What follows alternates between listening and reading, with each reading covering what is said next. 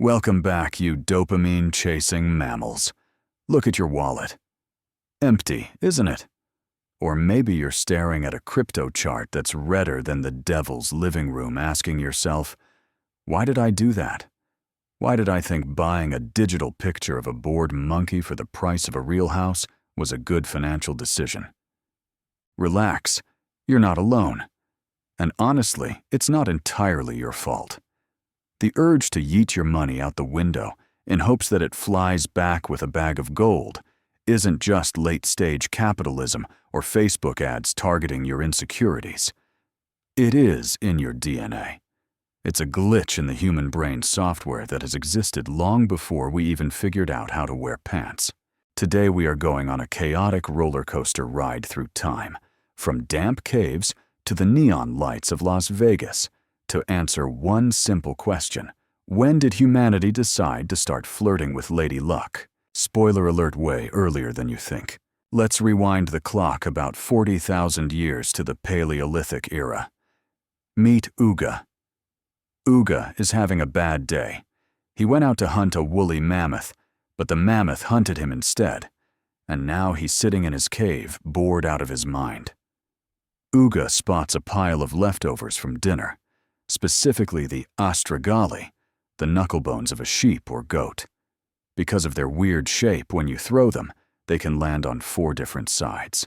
Uga, with a brain the size of a grape, but the imagination of Elon Musk, thinks, if I toss this, I can ask the spirits if it's gonna rain tomorrow. Here is the key takeaway. Gambling didn't start as gambling. It started as divination. Ancient humans believed that random results were the voice of the gods. If the bone landed convex side up, the gods said yes. If it landed concave, the gods said no. And by the way, you're ugly. But then Uga's friend, Booga, walks in. Booga is the ancestor of every Wall Street shark you see today. Booga watches Uga tossing bones and says, "Hey bro, instead of asking about the rain, how about I bet you 2 goats that I can roll more flat sides than you loser has to clean up the saber-toothed tiger poop for a week?" Sound effect cash register cha-ching, and boom, gambling was born. It shifted from divine will to risk and reward. Archaeologists have found these astragali bones everywhere, from European caves to Egyptian tombs. Basically, they are the great-grandfathers of modern dice. The only difference is back then the dice smelled like rotting meat. Fast forward to the cradle of civilization, Mesopotamia and ancient Egypt. Around 3000 BC, people got tired of playing with old bones. They wanted something more industrial. So the 6-sided die was invented, but the Egyptians didn't stop at dice. They created the first board game in human history, Senet. You can see Senet in tomb paintings, where pharaohs are playing chess against nobody. Invisible opponents. Actually, they believed they were playing against the gods to gamble for their own immortality. Imagine that pressure. If I mess up this move, a crocodile-headed monster eats my soul forever. That is high stakes, not your $5 Friday night poker game. Speaking of Egypt, there is a legendary gambling story involving the calendar. Thoth, the god of wisdom and the patron saint of nerds, played a dice game against the moon. The wager, the moon's light. Thoth won and took enough light to create 5 extra days, extending the year from 360 to 365 days. Basically, our entire solar calendar is the result of a cosmic hustle. But if we want to talk about the people who truly turned gambling into a national-level business model, we have to look east. Welcome to ancient China. Around 2000 BC, the Chinese emperors had a big problem. They loved fighting wars, and they loved building giant palaces.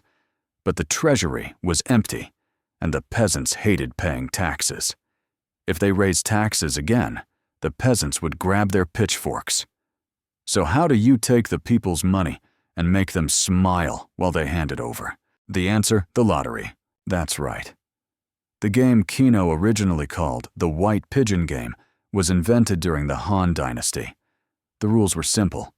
Pick a set of characters. If they match, you get rich. If you miss, which happens 99.999% of the time, your money belongs to the emperor. And guess what? That massive pile of cash was used for the Great Wall of China. Yup. That giant wall visible from space, which is a myth by the way, you can't see it, was funded by millions of peasants hoping to change their lives with a lottery ticket. Just remember this, every brick in the Great Wall represents the shattered dream of a Han Dynasty gambling addict. Touching stuff. China also gave birth to playing cards during the Tang Dynasty. But these cards weren't made of plastic. They were made of paper money. Literally, people used banknotes to play. The rule was, whoever has the card bill with the higher value wins. It's basically the ancient equivalent of slapping a $100 bill on your friend's forehead and screaming, "I win." It was the peak of flexing. Later, Marco Polo and Silk Road merchants brought these games to Europe, where they would mutate into new financial disasters. Now hop in the time machine and let's fly to ancient Greece, the land of logic philosophy, and actually total superstition and degenerate gambling. In Greek mythology, how did the three brothers, Zeus, Poseidon, and Hades, decide who ruled what democratic election? An IQ test. Wrestling match. No, they drew lots. Zeus drew the best lot. The sky Mount Olympus. Poseidon got the sea. And Hades, the unluckiest brother in history, drew hell. The underworld. Imagine how salty Hades was. This is rigged. I bet Zeus used a double-bottomed jar. So the entire Greek worldview was built on a single gamble. The Greeks loved gambling so much they had laws banning it, which nobody listened to. But if you think the Greeks were addicted, look at the Romans. The Romans were obsessed. They bet on everything: chariot races, gladiator fights, and of course, dice. In the Colosseum, while gladiators were getting their heads chewed on by lions, the crowd was busy arguing over the odds. I bet 50 denarii the lion finishes him in under 3 minutes. The blood on the field was just seasoning for the thrill in the stands. The peak of this addiction was Emperor Claudius. He wasn't just an emperor, he was a hardcore gamer. Claudius was so addicted to dice that he wrote a book on how to play sadly lost to history. But the funniest part, he hated that his carriage rides were too bumpy to play dice on. His solution? He ordered engineers to design a special carriage with a stabilized gaming table, the first gaming chair in human history, so he could roll dice smoothly while galloping over cobblestones. That is dedication to the craft. And of course, where there is gambling, there is cheating. In Pompeii, the city buried by a volcano, archaeologists found loaded dice. Someone had drilled a hole, poured lead into one side to shift the center of gravity, making the die always land on a 6. Turns out our ancestors were using aimbots and hacks long before Call of Duty existed. Then the Roman Empire collapsed, probably because they lost too many bets, and we entered the Middle Ages. The Catholic Church walked into the room and said, "Stop it. Gambling is a sin. God hates dice." But guess what? Nobody cared. Kings played knights, peasants played. King Richard the Lionheart and King Philip of France actually had to pass a law during the Third Crusade. Only kings could bet unlimited amounts. Knights and nobles were capped at losing 20 shillings a day. If a common soldier was caught playing dice, he'd be whipped naked around the camp for 3 days. This law proved one universal truth. Gambling is a hobby for the rich, but a social evil for the poor. The Middle Ages also saw the rise of something you see in every movie: tarot cards. Originally just playing cards, mystics later turned them back into fortune-telling tools. We went full circle from playing for fun back to asking the spirits. But the biggest plot twist in gambling history didn't come from a casino. It came from a math nerd's desk in the 17th century. Here's the tea. There was a professional gambler named Chevalier de Marais. This guy was street smart, but math dumb. He ran into a tricky problem called the problem of points. Basically, if a game is interrupted halfway through, how do you split the pot fairly based on who was winning? De Marais wrote a letter to Blaise Pascal, a math genius. Pascal found it interesting, so he DM'd another genius, Pierre de Fermat. These two math titans sent letters back and forth, basically 17th century Discord chat, to solve this gambler's problem. The result of this conversation: the birth of probability theory. That's right. Modern statistics, insurance, the stock market, weather forecasting, and even the AI running this script, they all owe their existence to a French guy wanting to know how to win at dice. Next time you fail your statistics exam, blame Chevalier de Marais. Let's sail to 18th century England. Meet John Montague, the 4th Earl of Sandwich. This guy was a gambling addict, specifically cribbage, on a god-tier level. He was so addicted, he refused to leave the card table to eat dinner because he didn't want to break his winning streak. But he was hungry. So he yelled at his chef, "Bring me some meat, but shove it between 2 slices of bread so I don't get grease on the cards." And thus the sandwich was born. One of the greatest culinary inventions the lunch of billions created, because a degenerate gambler didn't want to wash his hands. Thank you, my lord. Your laziness is our blessing. Now let's cross the pond to America, the 19th century, the Wild West. If European gambling was polite, American gambling was an extreme sport. Saloons popped up everywhere, and poker became king. But Wild West poker wasn't like what you see on TV. It was a place where bluffing came with the risk of eating a lead bullet. Cheating was standard procedure. Professional card sharps hid cards in their sleeves, marked decks with their fingernails, or used reflective mirrors on their pipes. The most famous story is Wild Bill Hickok. On August 2nd, 1876, Wild Bill was playing poker in Deadwood. He was holding a pair of black aces and a pair of black eights. Suddenly, a guy named Jack McCall snuck up behind him and shot him in the head. Since then, that hand, aces and eights, is called the dead man's hand. Lesson learned: when gambling in the Wild West, never sit with your back to the door, and never win too much money from a drunk guy with a gun. But scattered saloons weren't enough. Humanity needed a Mecca, a holy land where the laws of physics and finance didn't apply. Welcome to Las Vegas in the 1940s. Before this, Vegas was just a dusty rest stop in the Nevada desert. But Bugsy Siegel, a notorious mobster, saw potential. He thought, why not build a luxury hotel where people can gamble, legally drink unlimited booze, and forget they have families? He borrowed money from the mafia, bad idea, if you can't pay it back, to build the Flamingo. Initially, it flopped, and Bugsy got canceled via a firing squad. But his idea lived on. The mob took over and turned Vegas into the City of Lights. And this is where behavioral psychology was weaponized. Have you ever noticed there are no clocks and no windows in a casino? That's not a design flaw.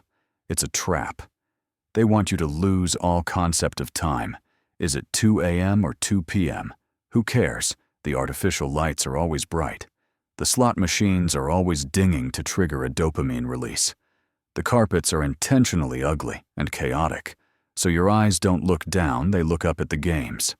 They even pump extra oxygen into the room to keep you awake. Everything is designed to extract your wallet as smoothly as possible. As the saying goes, the house always wins. If you win, they give you a free suite and free lobster.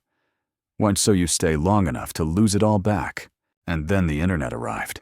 Gambling didn't need a plane ticket to Vegas anymore. It was in your pocket. In the 2000s, online poker exploded. But the most insidious evolution targeted a new generation: loot boxes and video games.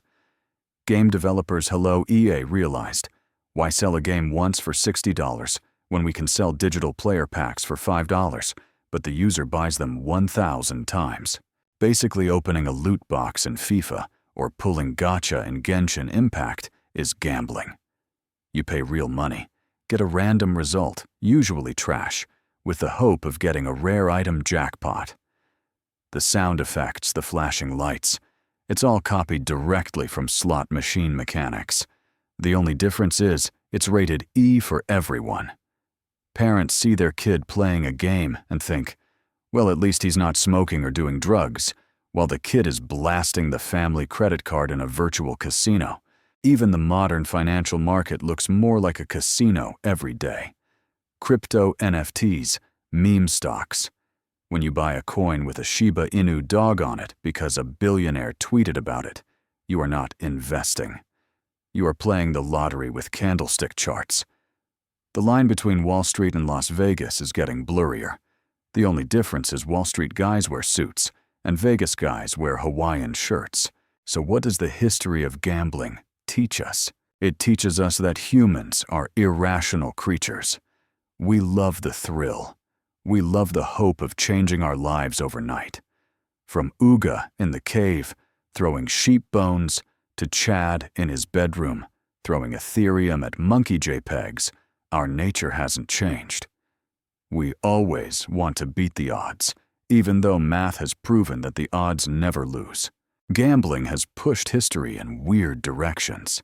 It helped build the Great Wall. It birthed probability theory. It created the sandwich, and it turned the Nevada desert into a neon metropolis. It is the sharpest double-edged sword humanity has ever forged.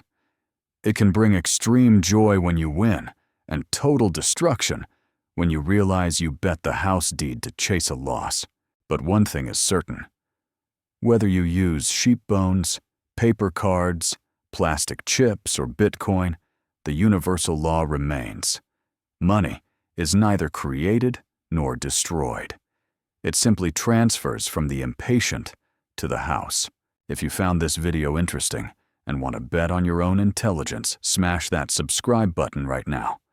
The odds are 1 to 1. You click, you get smarter. No risk, pure knowledge profit.